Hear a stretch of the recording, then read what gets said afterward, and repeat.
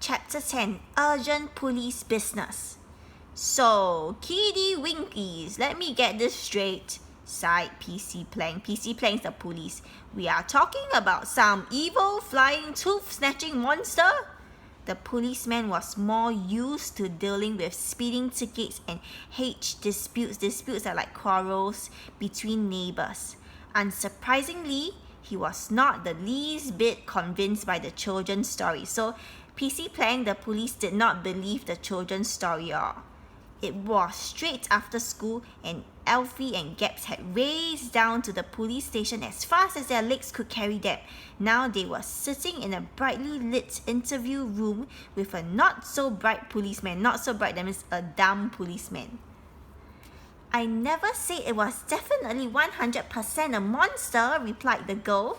Plank shook his head wearily. Wearily, that means tiredly. But it could be a monster? She nodded.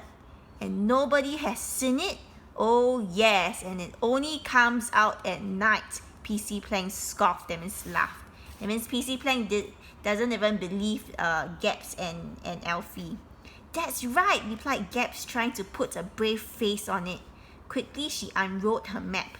Look, officer, every one of these kids has woken up with something horrible under their pillow. The policeman studied the map for a moment, but he couldn't be swayed. That means he still didn't believe. Probably just their older brother or sister's idea of a joke, replied Plank eventually. Kind of a sick joke, don't you think? Asked Alfie forcefully. Well, I suppose it is a little strong, spluttered the policeman. The boy was sure he had PC Plank on the ropes. Now all he had to do was deliver the knockout punch. And we both think it might be something to do with the new dentist, Miss Root. She came to our school yesterday and gave me a free tube of a special toothpaste. What's of it? Replied PC Plank. What about the toothpaste? It burned through stone. The policeman narrowed his eyes and furrowed his brow. You can check out what furrowed his brow, the expression looks like. This detail of their story definitely interested him. So he was interested in their story now. So he asked, did you bring this toothpaste with you today, lad? Sheepishly, that means embarrassingly, Alfie shook his head. No, I threw it in the canal. Plank looked decidedly unimpressed, that means not happy. Littering, that's criminal offense, that means that's illegal. Could do you for that, that means could punish you for that. But, protested Alfie, that means argued Alfie. Well, lad, if you and your girlfriend don't mind. Girlfriend? Alfie was horrified at the thought. He had never had a girlfriend and was still at the age where he thought girls were yucky. Completely and utterly yuckety. Yuckety is a made up word, huh? She's not my girlfriend, he protested. As if I would go out with him, chimed in Gaps. All right. If you and your friend don't mind, I have some urgent police business to attend to. What's more urgent than this? Demanded Gaps. The police looked aggrieved. Aggrieved, that means unhappy. He wasn't used to being spoken to like this. So he wasn't used to being spoken to rudely like this.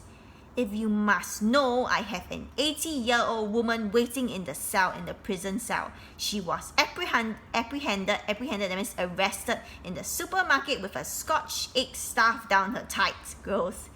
Oh, excuse me, said Gaps mockingly. I have no idea a master criminal was in our midst. So Gaps is being very sarcastic. Then he calls the old woman a master criminal, but actually she's not a master criminal. She's just being sarcastic, okay?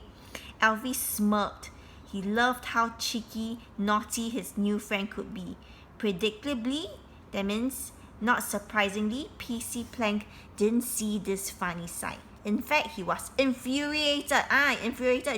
Jared knows, right? Angry. So infuriated that he stood up sharply and shouted, out! The pair stood outside the police station in the freezing cold. Alfie tried to console Gaps, that means comfort Gaps, who looked utterly dejected, that means sad. Come on, Gaps, you can't blame him. You can't blame the policeman, said Alfie.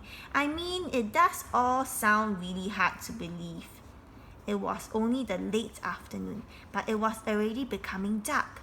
A wicked winter wind whipped through the air as the little girl looked up to the sky.